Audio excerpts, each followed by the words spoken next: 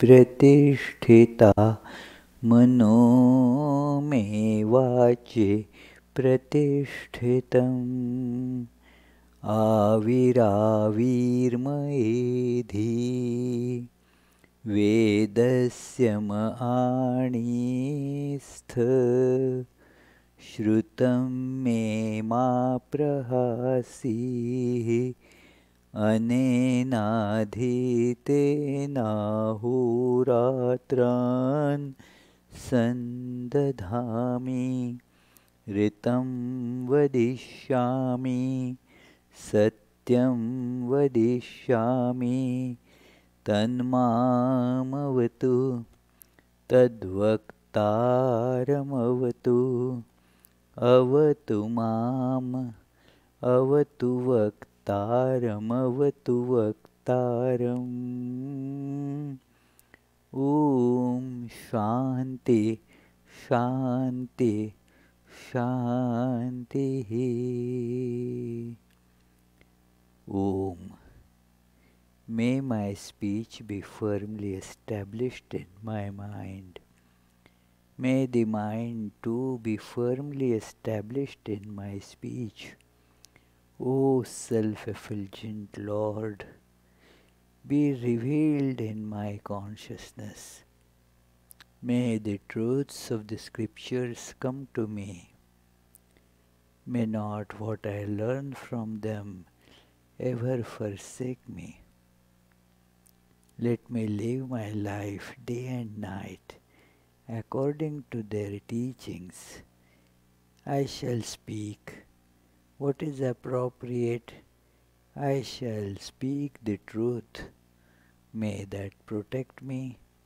May that protect the teacher. Om, peace, peace, peace.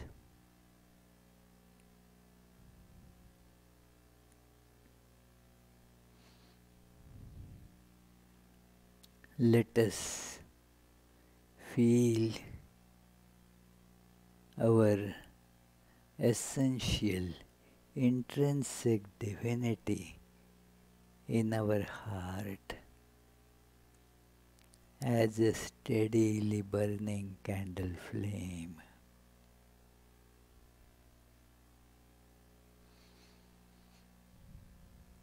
It is constantly there.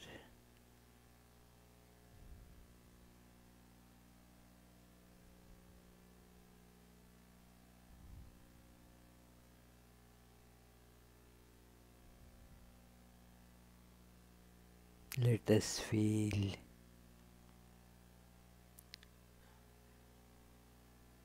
its light is illuminating my whole being.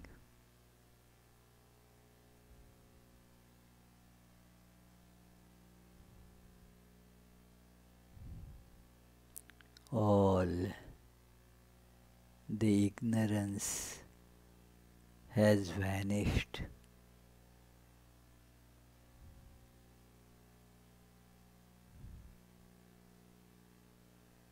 Gone is the fictitious distinction of I and world.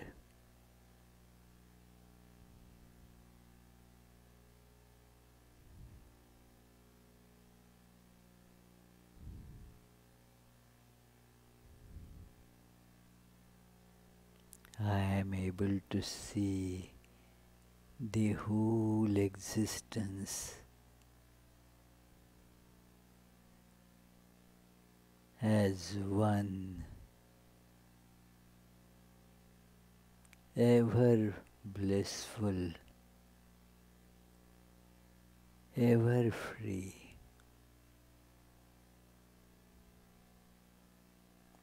I am that.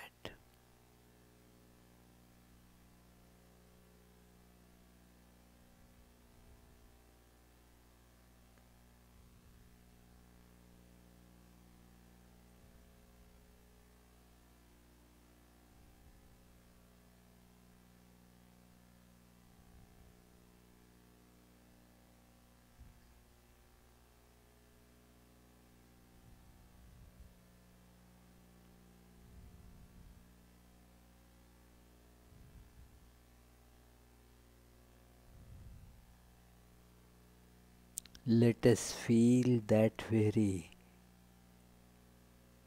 infinite, luminous, blissful existence has condensed in the human form of Sri Ramakrishna.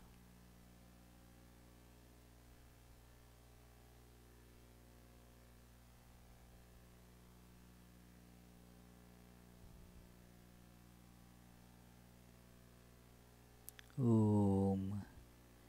Peace, peace, peace.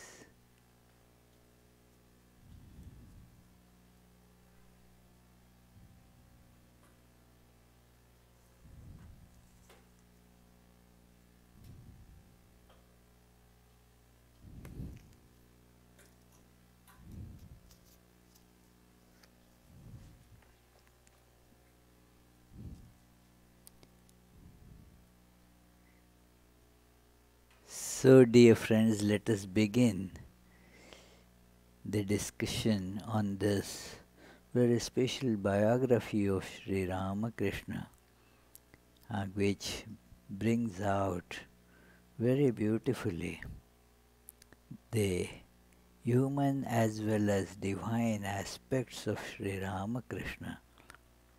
It discusses the external facts and actions of Sri Ramakrishna, but in addition to that also shows the internal life, the intentions and the awareness behind those actions which was manifesting through the actions.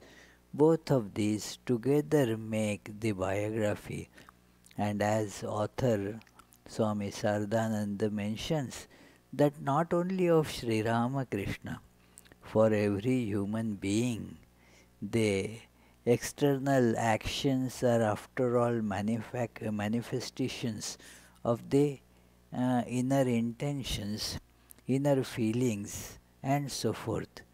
And therefore, uh, for ordinary people, because we have kind of similar awareness about I and world, I am this body, the world is that I see through the body, through my sense organs, and my responses dependent on my desires and so forth.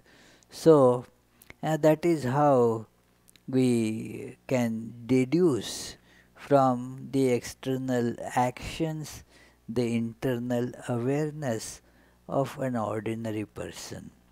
But with the incarnations of God, with Sri Ramakrishna, it is completely different. His life is free from desires and free from ignorance that prompts them. He has no such ego, I, and the world. It is therefore his actions do not have the intentions like what we normally have. They have only one intention, and that is to carry this bliss to this suffering humanity. This ignorance is the cause of suffering, this division, I and mine, that is product of ignorance, that then gives rise to desires. I and the world, then I want this, I like this, and so forth. And then those desires dynamize. An ordinary person starts running about here and there and gets more and more into bondage and suffering. So, Sri Ramakrishna sees this terrible suffering that is and the cause behind that, this ignorance. So, presents this message not merely by words. Words don't penetrate that far. It is the life, the message that emanates from life that has the capability to go deeper. So, Sri Ramakrishna presents his life, lives amongst us, demonstrates this ideal, and thus now gradually we can first understand that ideal and then secondly try our best to imbibe it in our own lives. So this is all that this biography is trying to illustrate. So we were seeing earlier, now we didn't have class, this Tuesday class, for last 2 Tuesdays. So, but now let us therefore catch the thread of where we left. And it was about Sri Ramakrishna's understanding of all different moods. Because Sri Ramakrishna is internal to all of us. It is very difficult to put in words that awareness, which is called here as Bhaava Mukha. The source of all the wave-like transitory existence that we see. Now the ocean is in all the waves and knows therefore all the waves than the waves themselves. The waves themselves caught up in their external shape, and they do not know themselves much beyond the externals. Like all of us can tell how much is my height, how much is my weight, and all those things, where I live, we can give the address, so and so it is, and who is my father, who is my mother, and all such things we can tell about ourselves. But then when it comes to our internal life, we know really very little. But Sri Ramakrishna knows it all. He lives on various different planes. It is therefore this chapter that is about the Bhaava, Samadhi and Darshana. And we were on page 437. That it is extraordinary to see the tremendous expanse of Sri Ramakrishna's awareness at various levels. And imagine, how different our, even amongst we human beings, how different our worlds are, how different our specific awarenesses are. The planes that all different other creatures live, they are still very different. Even you can have a glimpse of it when you dream. You are at a different level that is not accessible to you when you are awake. But for Sri Ramakrishna, all those millions of levels of existence, they were easily available, accessible. It is so easy for him, like for a person, like for Chet to travel from North Attleboro to Providence. Well, not a difficult thing, just if it is not too icy and all that, it won't be too difficult to come from North Providence to North Attleboro to Providence. So for Sri Ramakrishna, it's so easy to go from one plane of awareness to completely different another plane of awareness and see the different things there. Different sense organs would start functioning. Different visions will be there. That is Darshana, the visions. Translator has not translated the word Darshana, kept it just like that, because it conveys a deep philosophical idea in Vedanta that as our sense organs they undergo changes, our perception of the universe will also undergo change.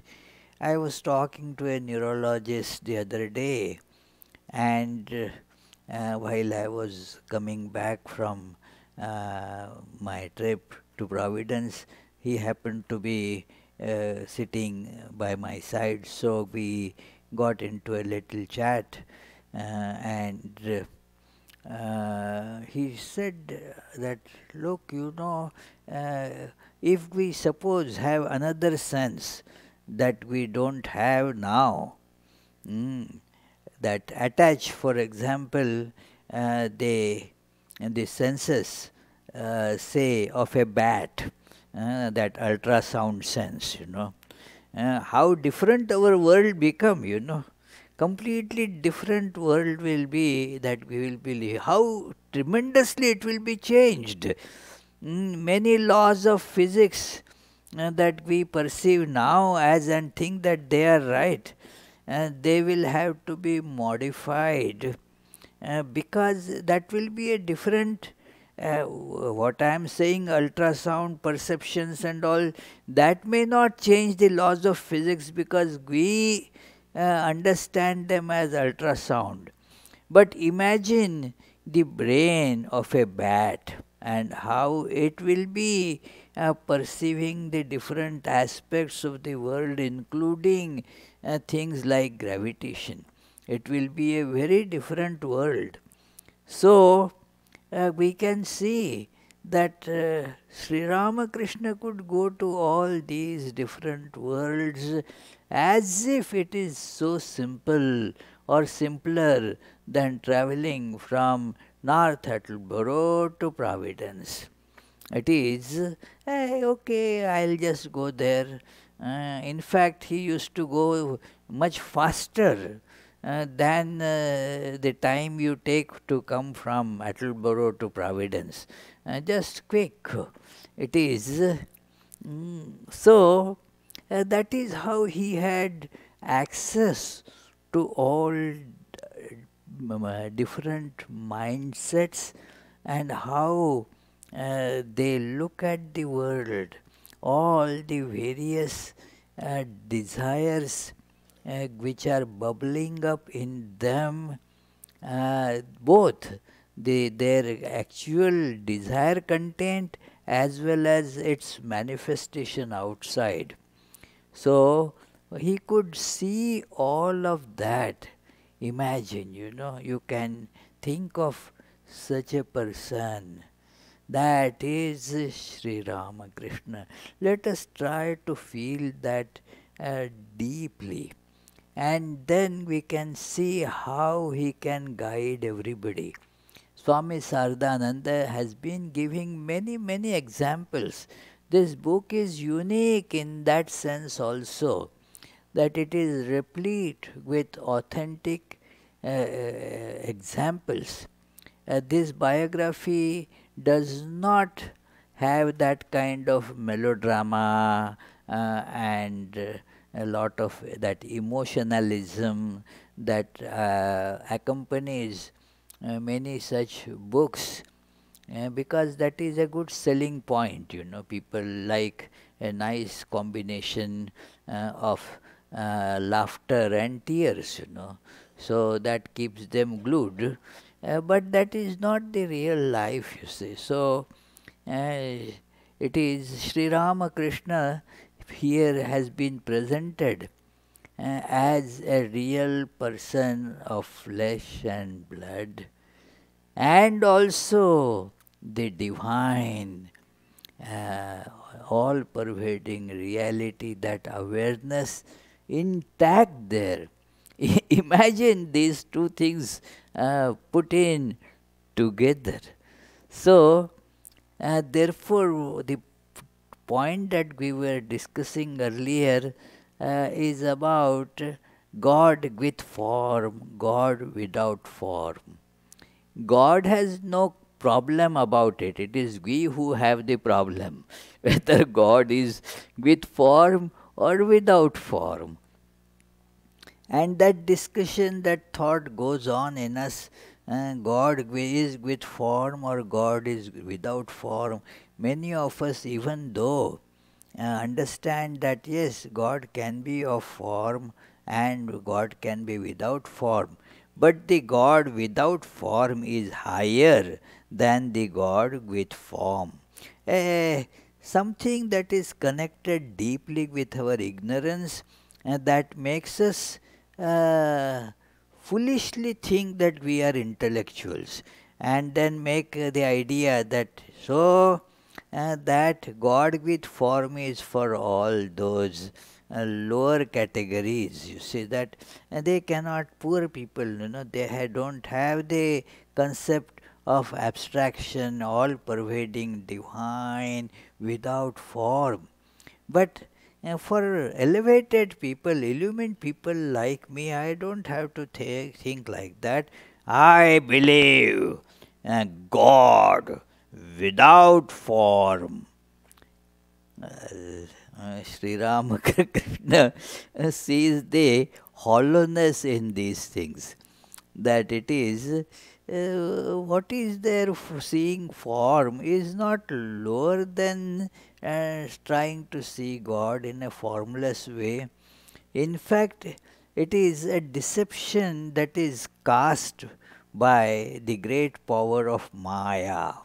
One of my wonderful teachers used to tell that, look, Maya, the power of nations, doesn't want us to get illumined, and therefore it presents you with an understanding that worshipping God without form is superior, and so I am going to follow that path, and I will be therefore despising, criticizing God with form. And thus what happens? With that attitude, we do not follow the divine with form and are incapable of attaching ourselves to the God without form. And this has been expressed by Arjuna's predicament in Bhagavad Gita. He also had this similar idea that I am a brilliant man, and there is no one who thinks that he or she is not brilliant. So it is Arjuna therefore asked this question in the beginning of the 12th chapter of Bhagavad Gita, and that, O Krishna, who is superior amongst these two?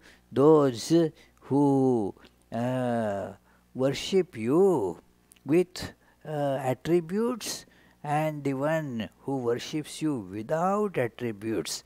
Ye chapyaksharam avyaktam, that inscrutable, unchanging, and unexpressed avyaktam, unmanifested divine, and those who worship that certainly must be better. That was already, means in his question, that was the intent behind it. It is sometimes we present such opinions in the form of question just to elicit this idea that what is better, sleeping well or not sleeping well? Nobody is going to answer that not sleeping well is better than sleep. Of course, in class it is different. Yeah, yeah. Otherwise, Abhijit will think, yes, sleeping well is better. So let me practice it right when the class is going on. So it is. In the class, it is different, but otherwise, obviously, it is better, but although it is put in forms of questions, that it is. So Arjuna asked question like that, and Lord told that those, he begins the answer in a psychologically fitting manner, that those who worship with attributes, putting all their souls into it, they are devoted to me, well, they are great. And of course, what to speak of those who worship me with all attributes, without any attributes, and therefore they see themselves in all beings, and therefore serve all beings. That becomes their life. As such people who do not have therefore any desires, they are certainly one with me. So he very intelligently that highlights what is needed for the worship of God without attributes, that the person sees oneself in all others. The problem is, if I think of myself as attributes, I have no way to think of God without attributes. If when I can think of myself without attributes, then I become qualified to think of God without attributes. So, but they otherwise we keep on thinking God without. And that is again told in this next verse by Lord Krishna, Klesho Dhikataras Tesham Avyakta Saktachetasam Avyakta hi gatir dukkham dehavadbhiravapyate. That the path of the attributeless and unmanifest Brahman is very difficult, fraught with difficulties. Those followers of that path will have more difficulties, because those who consider themselves as bodies, that avyakta hi gatir dukkham dehavadbhihi. Dehavad means those who are identifying themselves with a piece of flesh, blood, and so forth. I am this, with these bones, blood, and all that tied together in this skin bag. Packed in the skin bag. Our awareness about I is like that. I am this bag of skin in which some bones are kept, blood and other flesh and other things. That bag, that I am.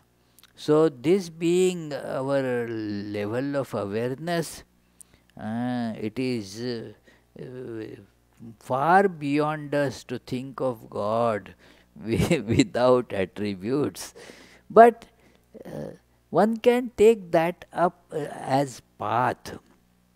So Sri Ramakrishna was telling that you can go by any of them, that God with form, God without form, but do not think therefore that God is formless or God is with form alone. And God is both with form and without form. Like you see the same substance it is water. In the winters here we see very often that it is the rains fall, water. Water doesn't have form, but then at night the temperatures drop down and all becomes ice. Now that has a form. So that very thing which is in its appearance as water is formless. When it appears as ice, it has a form. So same divine with form, without form.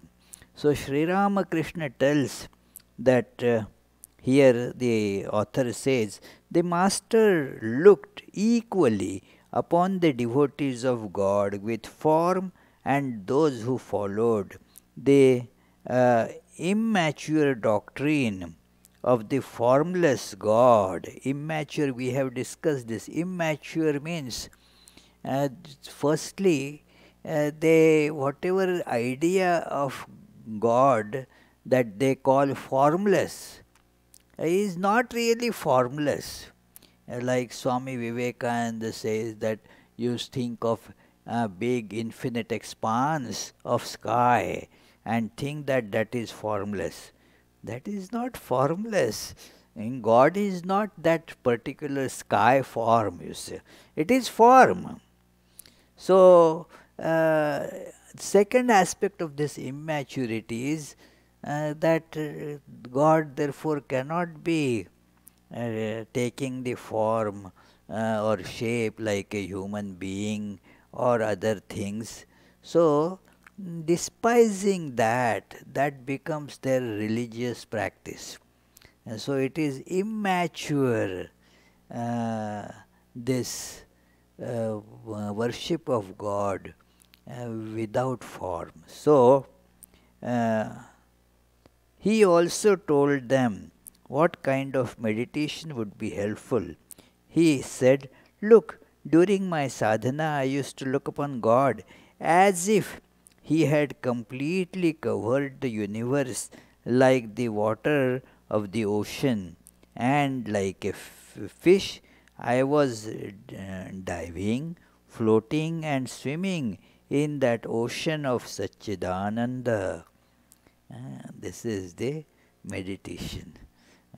The beautiful idea. Sometimes on Saturdays I take up one of these ideas for guided meditation, that everything is covered with water. I also am in that, say like a fish moving here, there, everywhere. Inside the fish is water, outside the fish is water. So think of that. It is also, again sometimes I considered myself to be a pitcher immersed in the water of that indivisible Satchidananda which pervaded me through and through. So that is how, just see, if you want to think of God as formless, these are very good ways to think and meditate.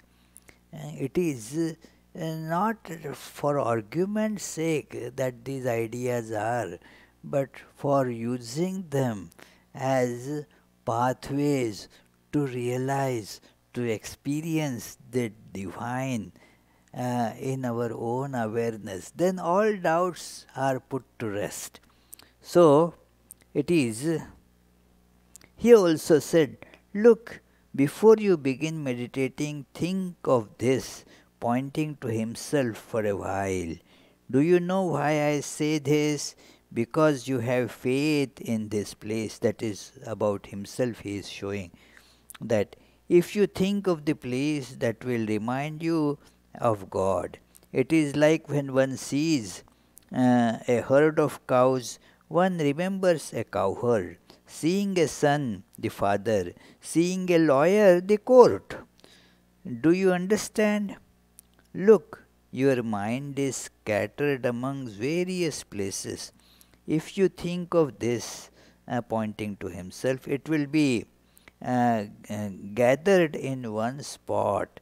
And if you think of God with that concentrated mind, you will truly get deep meditation.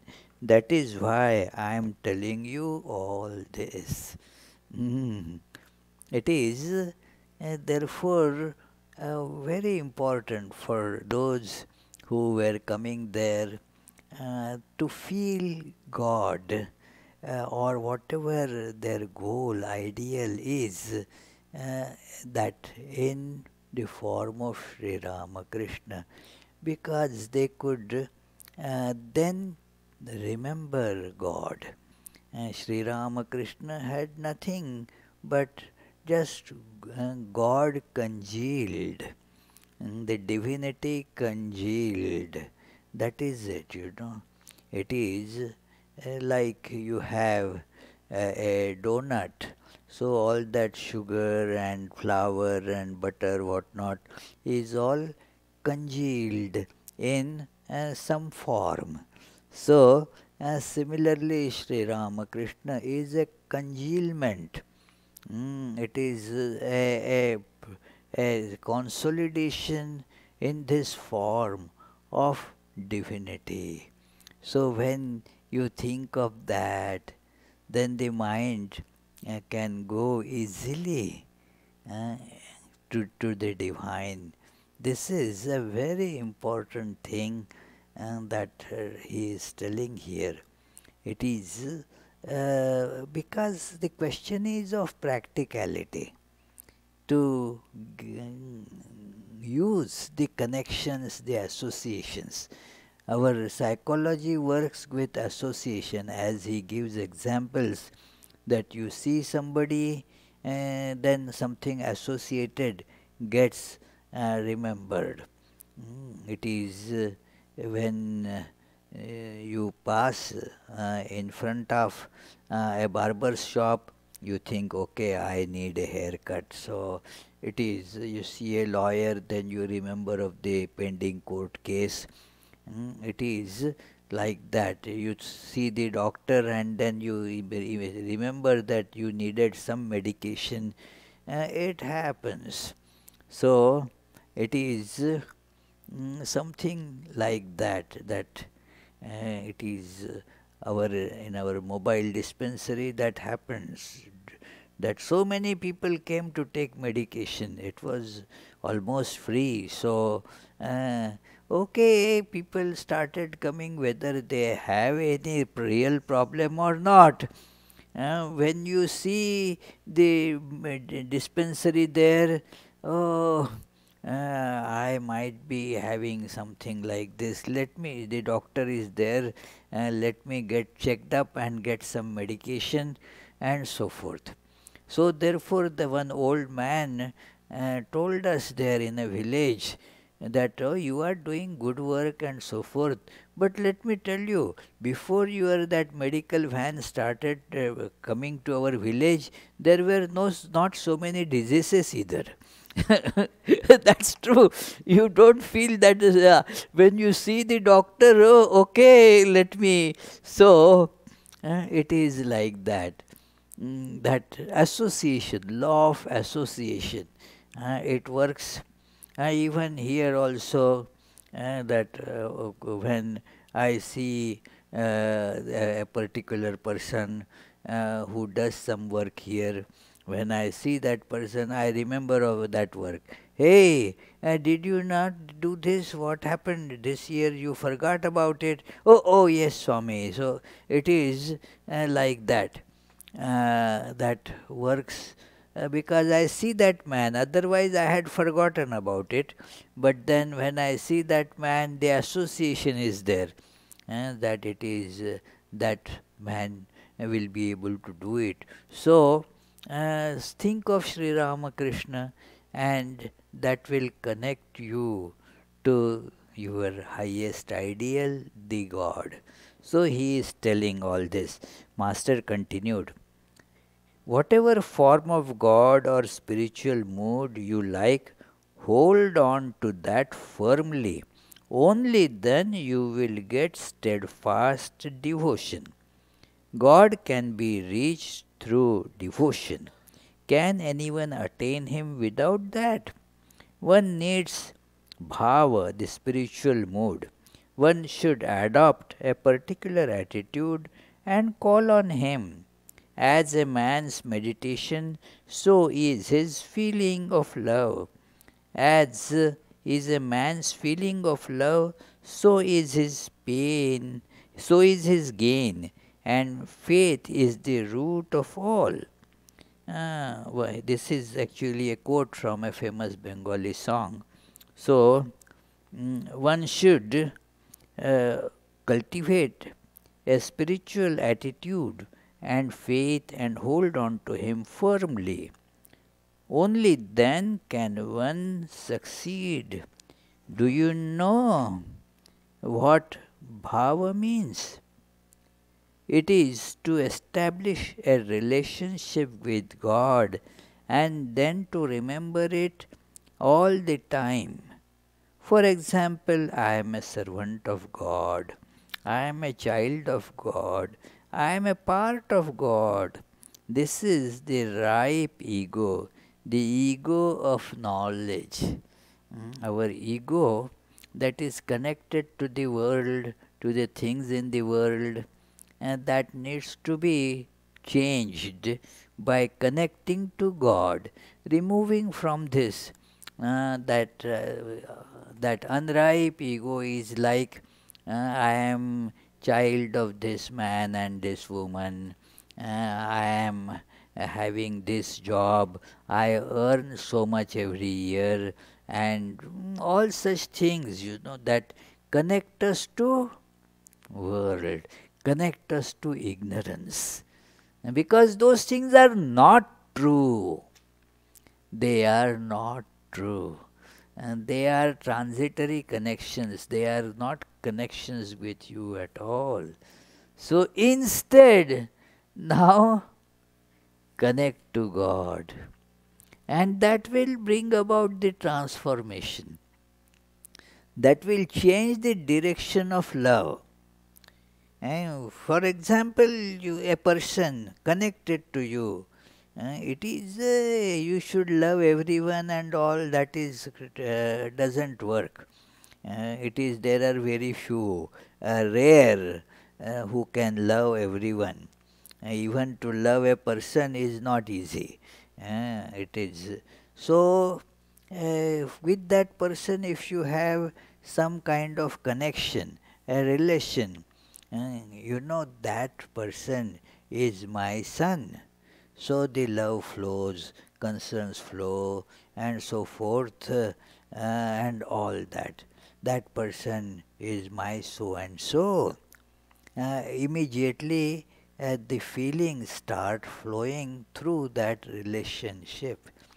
So now establish that kind of relationship with God. A practical way, friends. It is you have to adapt these techniques. That is the meaning of being practical. This person is my spouse. It is a relation. So that through that relation, the love, the feelings, all that, the life flows through that relationship. And thus gets more and more into painful bondage. When you attach that to God, and God is my spouse, God is my child, God is my friend, God is my master, and so forth. So, it all becomes very different. It is the same love, then that becomes bhakti or devotion. Bhakti is the love directed in the right manner, in the right direction. Then that very love becomes bhakti. That is the definition of bhakti given by Prahlada, one of the great sages in Hindu devotional literature, Prahlada. That little boy had constant remembrance of this Lord, and then the father was completely against it. The father was a very powerful king who had conquered the three worlds.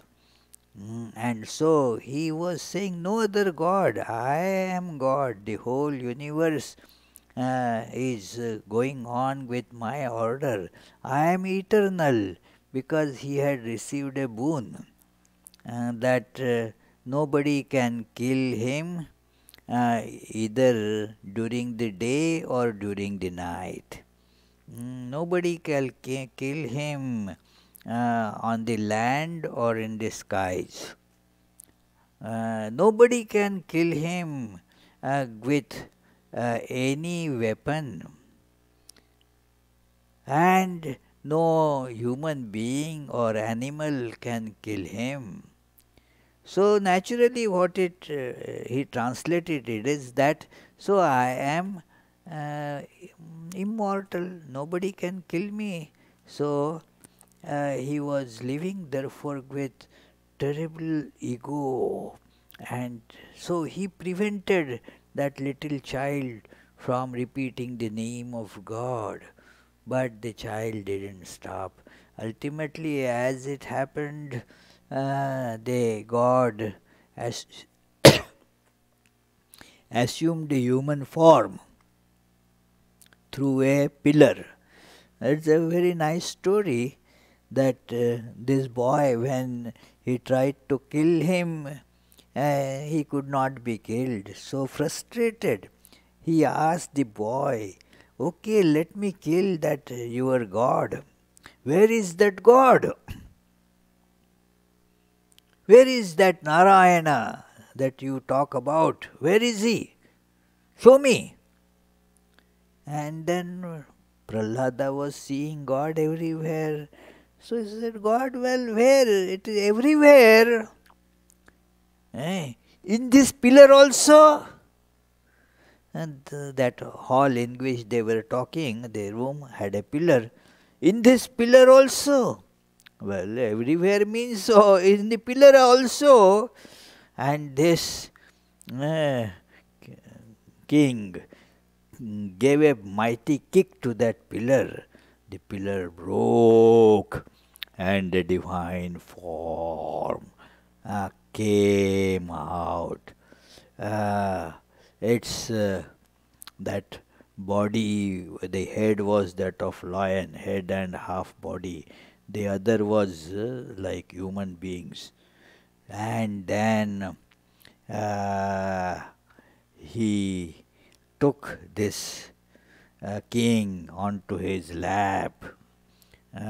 It was exactly the twilight, neither day nor night. And then he didn't need any weapon. He had his all those claws and teeth and all. So he tore apart this big demon. So the thing is there then that it was so scary a scene, and nobody was getting closer to that form of God. Only Prahlada had no fear, because devotion kills fear. So he approached, and then this God asked for a boon. And the boon he asked was what became the definition, best definition of devotion according to Swami Vivekananda. That he said that the only thing I want, ya pritira vivekanam vishayeshvanapayini tvam anusmaratas same hridayan mahapasarpatu, that very attraction, uncontrollable attraction Anapayini, beautiful words, that Anapayini, that tremendous attractions of those avivekanam, those who do not have the power of discernment for all the fleeting objects, that very attraction may never disappear from my heart. Means he knows that he has that attraction. The prayer is that may that never disappear. So, that is the devotion. Just so the practical method, therefore, to inculcate that devotion is to change your relationships. And nobody in this world is ours, We falsely say, this is my grandson and this is my so and so, my so many relations. They are all false, concocted relationships which keep on binding us in this world more and more. So, therefore, we have to develop true relationship, renouncing these false relationships. It is, we try to make a compromise. It is, you cannot have a compromise in this. If you understand that you needed to go to east and you have been driving in the west, so do you strike a compromise, let me two wheels of my car go to east and other two go to west? You just make an about turn, you start driving in the right direction. That is gone. Those relationships have to be given up. It is, your duties may continue, but you should not have any real connection with that. It is very important to learn this technique. Form those relationships with God and God alone. And that is then going in the right direction. So, Sri Ramakrishna mentions that form such relationships. This is, then it becomes instead of ego of the world. Because what are these relationships? This I am this body. This is the root of the wrong relation. Am I this body? No, that is not the truth at all. So, then whatever is connected with this my body, it is not my. All the microbes, they also say it is my. And then you connect this body to some other similar bodies and call them mine, my son. Something that has some connection with this body, you call my child, my spouse, my father, my mother, what not. These are all how we get tied up in this world. And so it suggests the way. Nobody is condemned, It is, don't think that Sri Ramakrishna is condemning anybody. Excellent, understand this, that why go in the wrong way?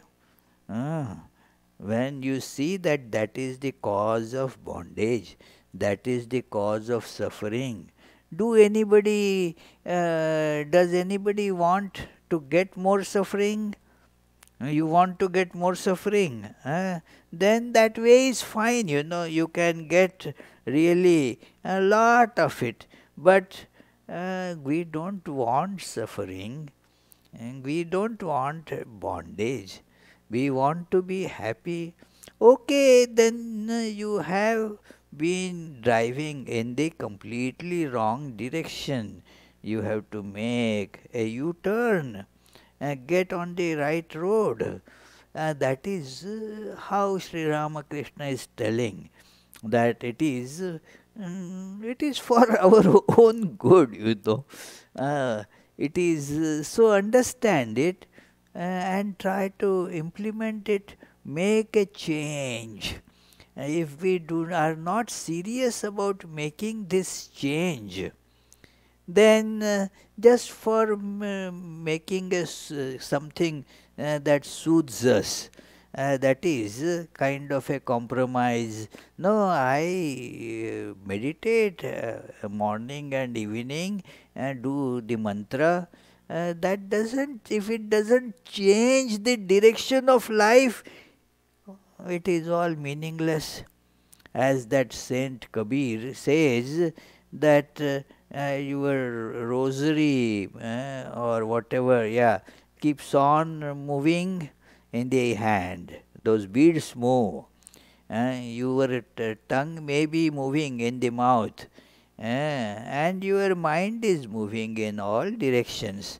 Is that meditation? It is not so. It is the meditation means the direction of life has to change. The awareness of reality has to change. The sense that all these things are real has to give way to God alone is real. It is, therefore, this is a very, very important passage that we can learn from the teachings of Sri Ramakrishna. That again, I am a Brahmin, I am a Kshatriya, I am son of so, I am the father of so and so. These are all examples of unripe ego, the ego of ignorance. One should shun this because it increases vanity and pride and brings bondage. One should practice the constant recollectedness of God. Part of the mind should be directed towards Him always. Only then will you succeed. Establish a particular spiritual relationship with God and make Him your own. Only then can you force your demands on Him. Look at the human relationships. In the beginning of intimacy, one addresses the other apni, means with respect, that okay. But then, and then addresses more closely as to me. Means more intimate this that, and then when it reaches the final state twi, it is that you feel very close connection with that person, then only you can address like that. So one should make God one's very own. Only then will you succeed. So that is, these are the words of Sri Ramakrishna, friends. So let us take them seriously in our practice. It is, and we will see ourselves how our life becomes blessed through that. It changes the direction, making the life more and more connected to God, and therefore more and more connected to bliss. So it will automatically start exuding happiness. It is, therefore, it needs to be practiced. Now, let us meditate for 30 seconds, and then if any of you have some question, please come out with it.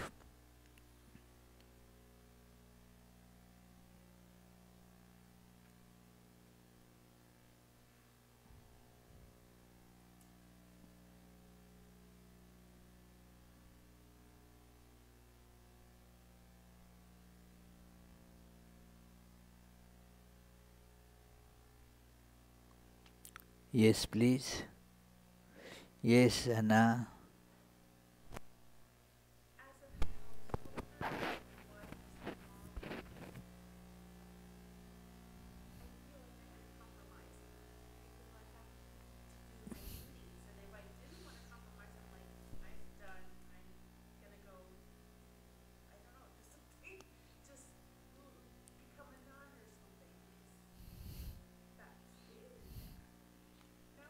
It is not so at all.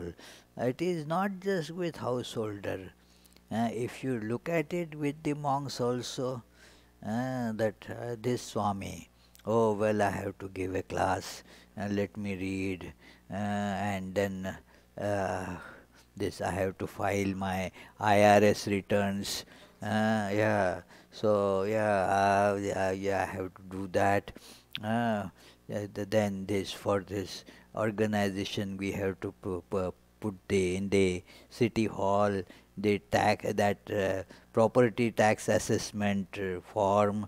Uh, so all these different works, different things that are connected with it, they are there. The question is that do not think of those things as real. Do not put your mind in it. Do the duty with them. Don't call them as mine. I mean, for the words you can use those, but the awareness should be God alone is mine. It is one of the things that they asks in the for to the novices who want to come to the order and become monk, that you have to remember that Ramakrishna mission, Ramakrishna is first, Ramakrishna is the mission is second. That all the works, don't get caught up in those. Do those works and do them very sincerely, with full mind and heart, but know that Sri Ramakrishna is the goal. Sri Ramakrishna is in and through all that. That is how the attitude should be. That do your duty as a nanny. That is what Sri Ramakrishna has said about this common householder's problem. That it is do the work as a nanny. Nanny, huh? Then you want to suffer. That what it means is I want to suffer. I want to be in bondage. They are the logical conclusions. If you don't want to be a nanny, then you are like that. I don't mean that you have to start getting a training for being nanny and apply for that job. That is not what is meant. It is that you have to say that they are not yours at all. They are not ours. It is, remember this, that nobody is mine in this world.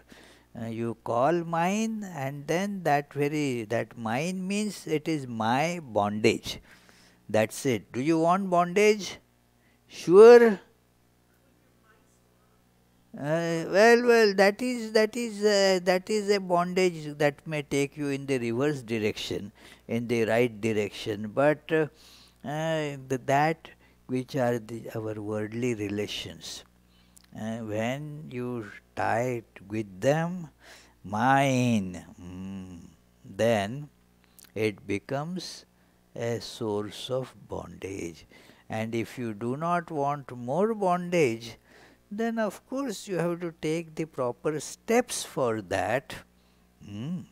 It becomes initially painful. Everything is like that.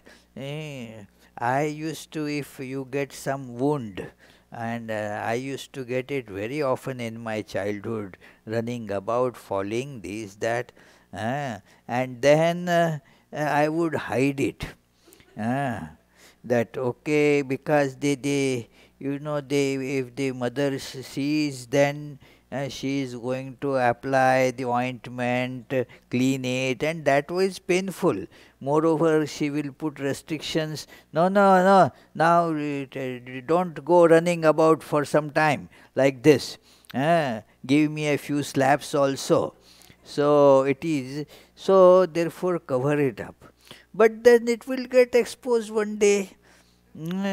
So now my wound, I don't want to get it treated. So that is how it is, my son is like that, my wound, but I don't want to treat it. I want to, cover up that wound, my thing. So it is something like that. It is painful, but then that is the only way you can cure it and become happy. Mm. It is again that incident in our mobile dispensary, a very illustrative this lot of education, that one girl, she had a burn on her foot, and she was uh, couldn't walk, was limping, came to school, and then the teachers were telling her, put this ointment, take off. She was crying, screaming, but would not let anybody touch it. Her parents also, she just kicks us. If we try to open it, she kicks. No, she won't allow anyone. It hurts. It hurts, no doubt.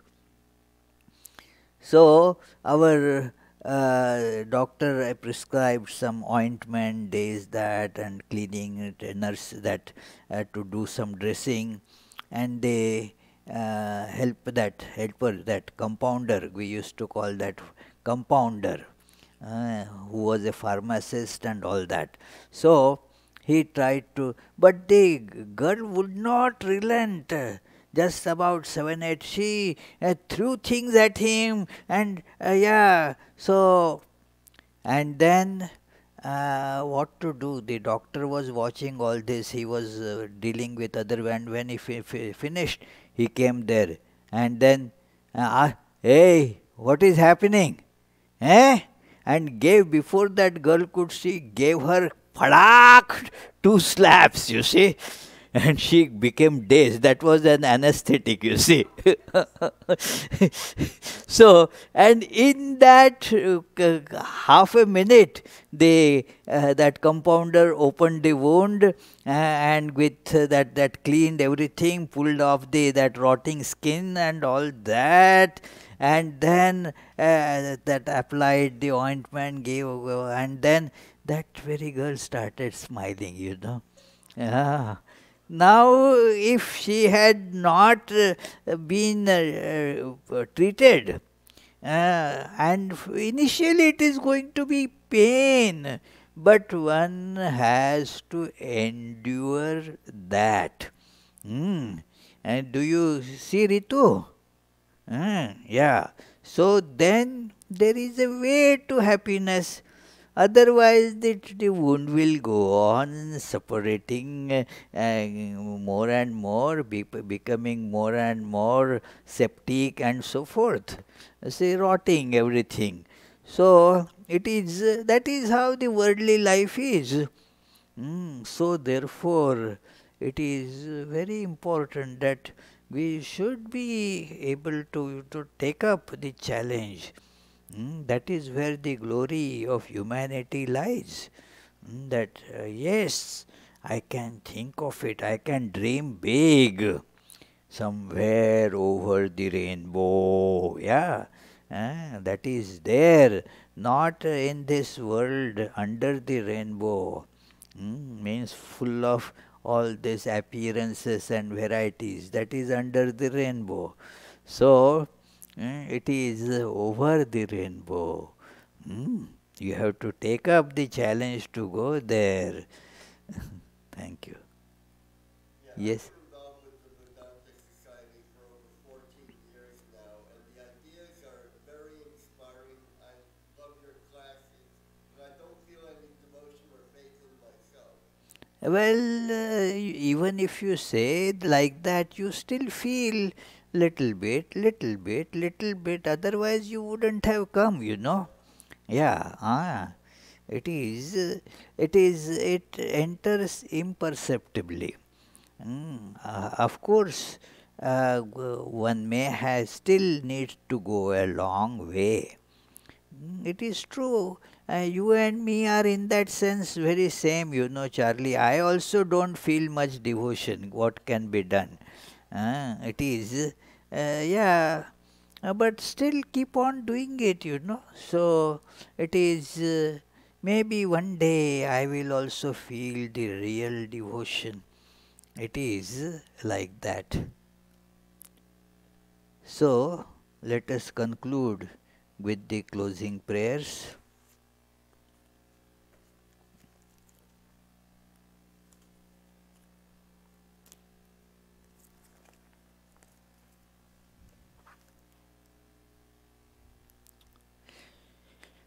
May the Divine, who is Father in heaven of the Christians, yes, come on loudly.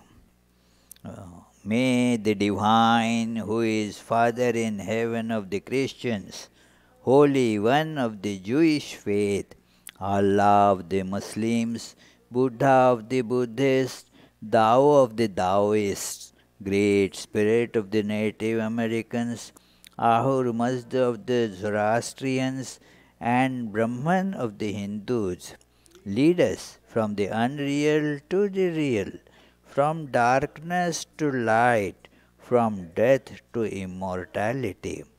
May the all-loving being manifest himself unto us and grant us abiding understanding and all-consuming divine love. Peace, peace, peace be unto all.